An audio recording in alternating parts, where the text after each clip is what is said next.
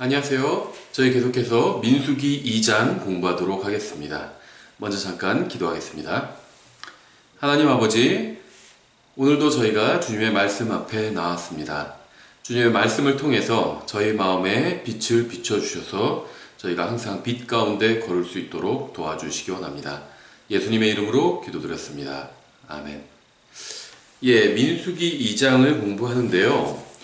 민수기는 구원받은 사람들이 하나님께서 약속하신 곳으로 가는 여정을 그리고 있습니다. 그들은 어린 양의 피로 구원받았고요. 하나님께서는 젖과 꿀이 흐르는 땅을 그들에게 주시겠다고 약속해 주셨습니다. 이스라엘 백성이 향하던 땅은 포도송이 하나를 막대기에 매달아서 두 사람이 들어야 할 정도로 풍성한 열매를 맺는 곳이었습니다. 이러한 사실은 가나안이 얼마나 주님의 은혜를 많이 받은 풍요로운 곳이었는지를 너무나도 잘 보여주고 있죠. 민수기 1장부터 10장은 하나님께서 백성이 어떠한 방식으로 여정에 나서야 하는지를 알려주시는 부분이라고 볼 수 있고요. 또 약속의 땅까지 가기 위해서는 몇 주간의 여정이 필요했죠. 도보로 걸어가는 것이기 때문에 한 2, 3주 정도면 충분히 이 신의 광야를 거쳐서 약속의 땅에 갈 수 있었죠. 하지만 이스라엘 백성의 교만으로 인해서 그들은 죄에 빠졌고요. 또 몇 주 만에 갈 수 있는 거리를 38년 동안 이제 방황하게 되었습니다. 하나님께서는 민수기를 통해서 인생이 무엇과 같은지를 보여주고 계시죠. 구원받았다 할지라도 교만으로 인해서 주님의 말씀에 불순종한 사람의 인생은 결국 광야를 의미 없이 방황하는 낭비한 인생에 불과합니다. 사람이 하나님의 말씀에 불순종하는 이유는요, 교만 때문이에요. 자기가 하나님보다 더 똑똑하다고 생각하기 때문에 하나님의 말씀에 순종하지 않는 겁니다. 민수기는 하나님께 순종하는 것이야말로 얼마나 현명한 것인지를 잘 보여주고 있습니다. 사람들은 성경에 나온 하나님의 명령과 말씀을 보고 그러한 명령과 말씀대로 사는 것이 그렇게 큰 일은 아니라고 생각합니다.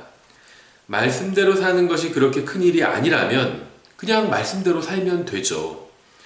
우리는 하나님이 아니고요, 모든 것을 알지 못합니다.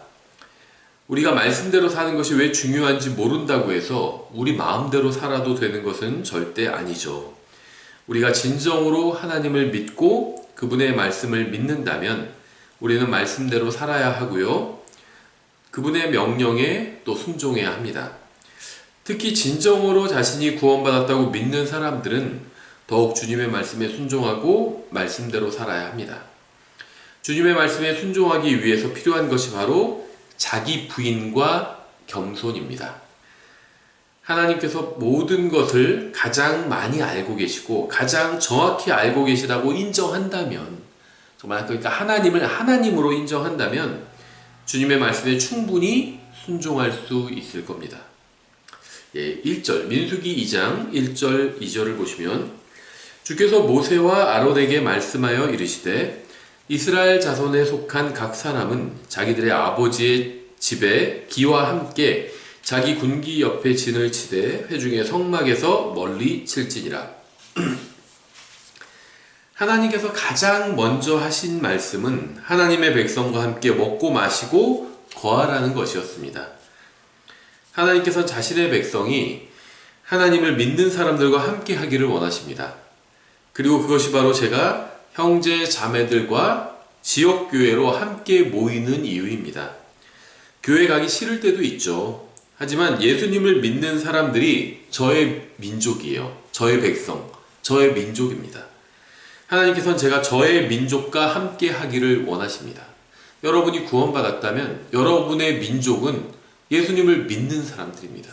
교회가 하나의 민족이에요. 계속해서 3절부터 9절까지 보겠습니다.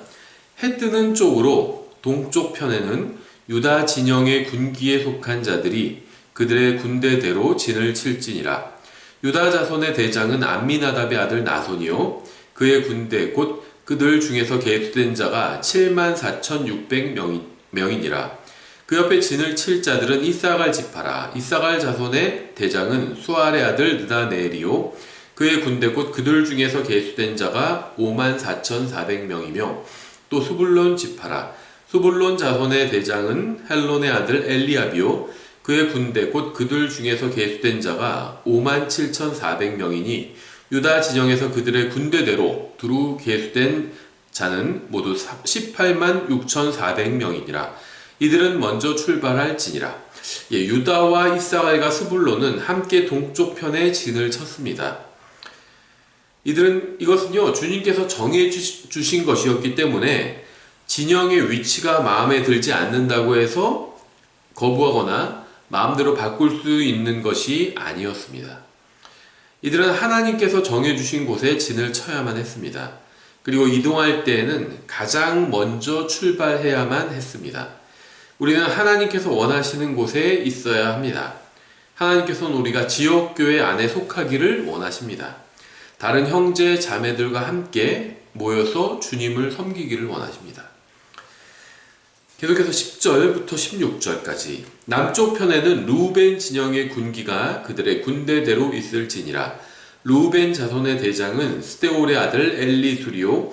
그의 군대 곧 그들 중에서 계수된 자가 46,500명이며 그 옆에 진칠 자들은 시므온 지파라. 시므온 자손의 대장은 수리삿대 아들 술루미엘이요. 그의 군대 곧 그들 중에서 계수된 자가 59,300명이며 또 갓 지파라. 갓의 아들들의 대장은 루엘의 아들 엘리아삽이요. 그의 군대 곧 그들 중에서 계수된 자가 45,650명이니 루벤 진영에서 그들의 군대대로 두루 계수된 자는 모두 15만 1,450명이니라. 그들은 둘째 줄에서 출발할지니라. 루벤과 시므온과 갓 지파는 남쪽에 진을 쳤습니다. 이스라엘 백성이 한 지역에서 다른 지역으로 이동할 때 이들은 두 번째로 움직여야 했습니다. 각 진영이 이동하는 순서는 하나님께서 지정해 주신 것이었고요. 항상 그대로 그 순서를 유지해야만 했습니다. 17절 그 다음에 회중의 성막이 레위 사람들의 진영과 함께 그 진영의 한가운데서 앞으로 나아가되 그들이 진을 치는 대로 그들이 각각 자기 위치에서 자기들의 군기 옆에서 앞으로 나아갈지니라. 레위 지파는 성막과 함께 하기 때문에 전체 진영의 한가운데 있었습니다. 또 하나님을 섬기는 것은 무엇보다 중요한 일이었죠. 계속해서 18절부터 24절까지 보겠습니다. 서쪽 편에는 에브라임 진영의 군기가 그들의 군대대로 있을지니라. 에브라임의 아들들의 대장은 암미웃의 아들 엘리사마요. 그의 군대 곧 그들 중에서 계수된 자가 45,500명이며 그 옆에는 므낫세 지파가 있을 것이라. 므낫세 자손의 대장은 부다술의 아들 가말리엘이요.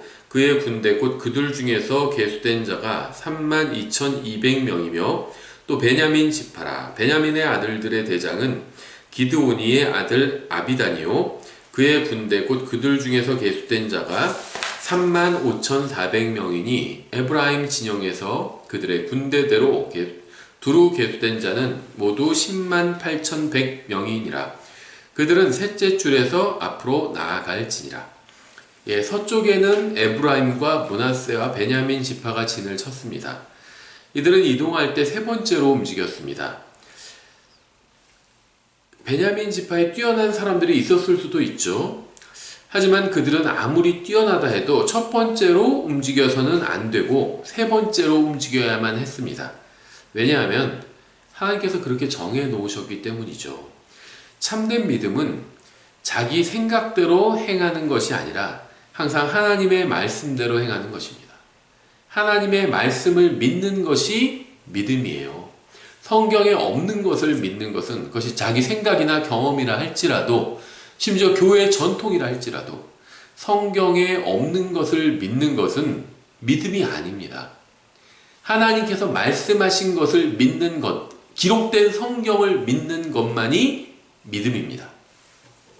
하나님께서 원하시는 사람은 뛰어난 사람이 아니라 말씀에 순종하는 사람임을 잊어서는 안 됩니다. 하나님께서 우리에게 자신의 말씀인 성경을 주신 이유는 우리가 그것을 가지고 논쟁을 하게 하기 위함이 아니에요. 주님께서 우리가 말씀에 순종하기를 원하십니다. 사무엘상 15장 22절부터 23절 굉장히 중요한 말씀이 있죠. 사무엘이 이르되 주께서 주의 음성에 순종하는 것만큼 번제어물과 희생물을 크게 기뻐하시나이까. 보소서 순쟁이 희생 헌물보다 낫고 귀를 기울이는 것이 수량의 기름보다 나으니. 순종하기 위해서 먼저 말씀을 들어야 되잖아요. 거역하는 것은 마술죄와 같고 완고한 것은 불법과 우상 숭배와 같나이다. 왕이 주의 말씀을 버렸으므로 그분께서도 왕을 버려 왕이 되지 못하게 하셨나이다 하더라. 하나님께서 아이들에게 부모를 주신 이유는 아이들이 부모와 논쟁하게 하기 위함이 아니라 부모에게 순종하게 하기 위함입니다. 에베소서 6장 1절이죠. 자녀들아 주 안에서 너희 부모에게 순종하라. 이것이 옳으니라. 부모에게 순종하는 아이들은 하나님의 말씀에도 순종할 것이고요. 부모에게 순종하지 않는 아이들은 말씀에도 순종하지 않을 겁니다. 학교에서 선생님에게 순종하는 것은 재미있는 일이 아니죠. 학교 생활은 재미를 위한 과정이 아니라 미래를 대비하기 위한 과정입니다.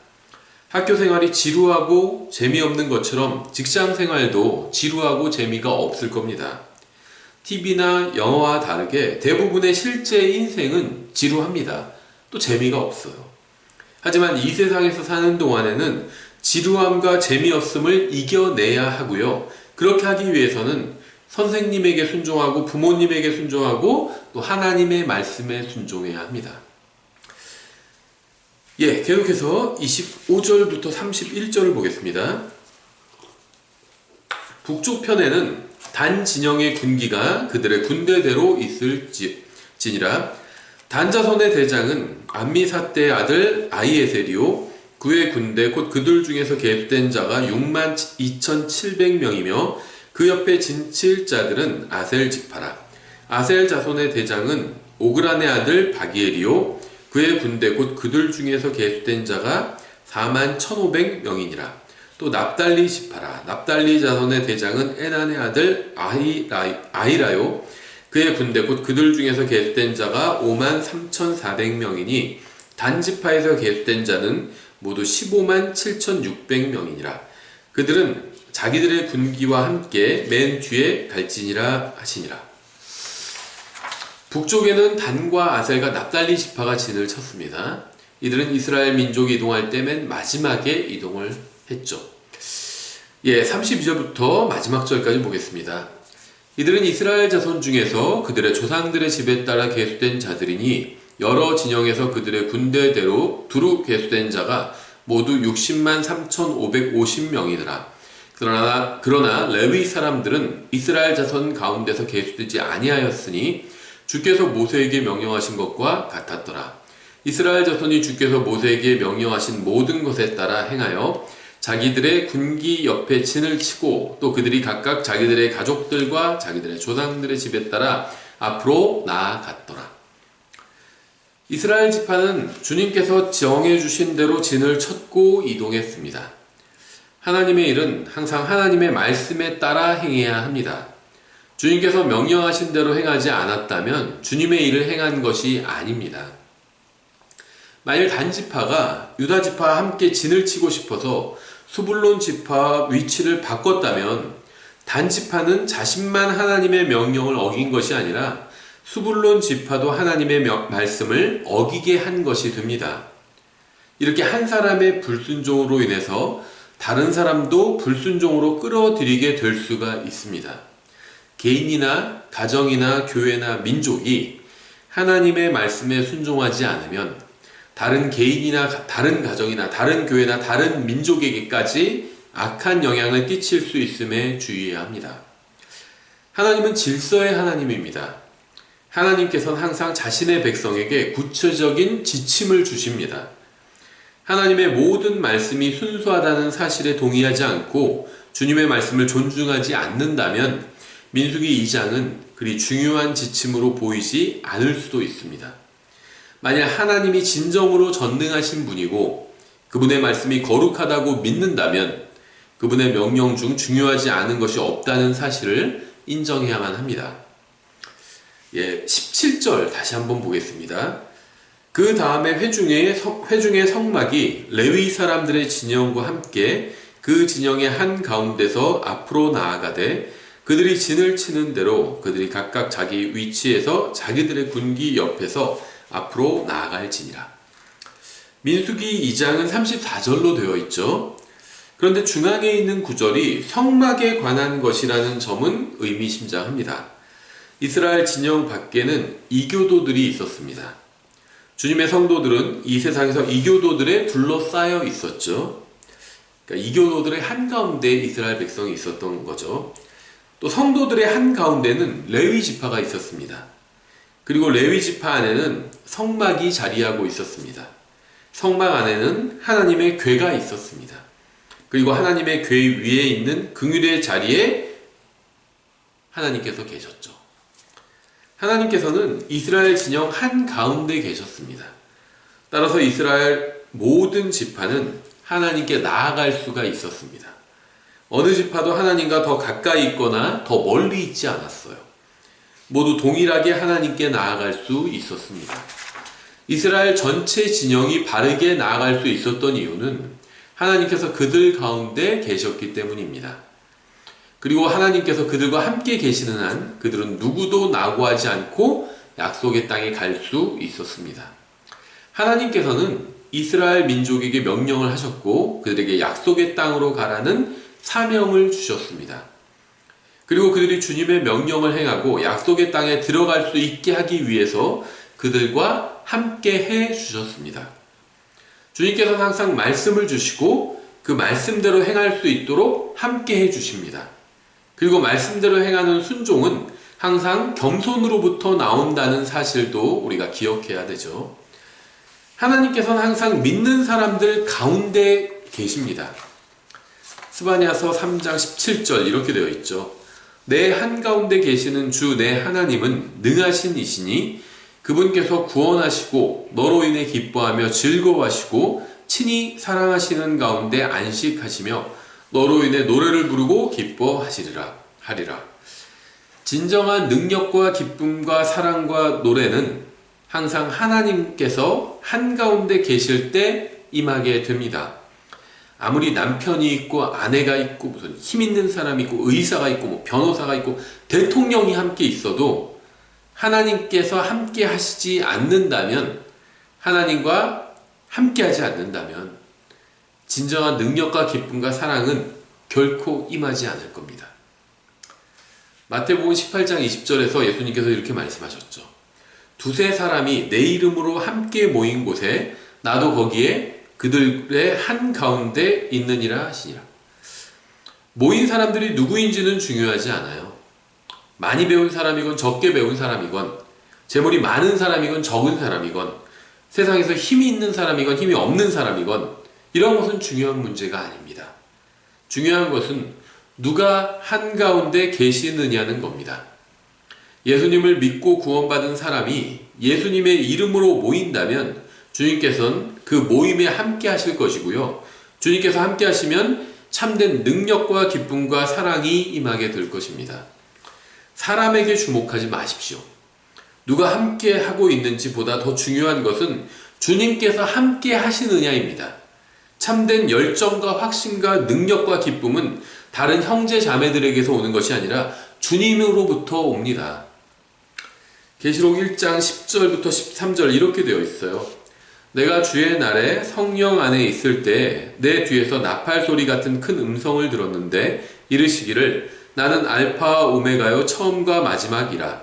내가 보는 것을 책에 기록하여 아시아에 있는 교회 7교회 곧 에베소, 서머나, 버거무, 두아디라, 사데, 빌라델비아, 라오디게아 교회에 보내라 하시더라. 내가 돌아서서 나와 말씀하신 그 음성을 알아보려 하니라. 돌아설 때 내가 7금 등잔대를 보았는데 그 7 등잔대의 한가운데 사람의 아들 같으신 분께서 발까지 내려온 옷을 입고 가슴에 금띠를 두르고 계시더라. 주님께서는 7금 등잔대의 한가운데 계셨습니다. 그리고 성경은 7 등잔대가 7 교회라고 말씀하고 있죠. 20절이죠. 곧 내가 본 내 오른손에 있는 7별과 7금 등잔대의 신비라. 7별은 7교회의 천사들이요 내가 본 7등잔대는 7교회니라.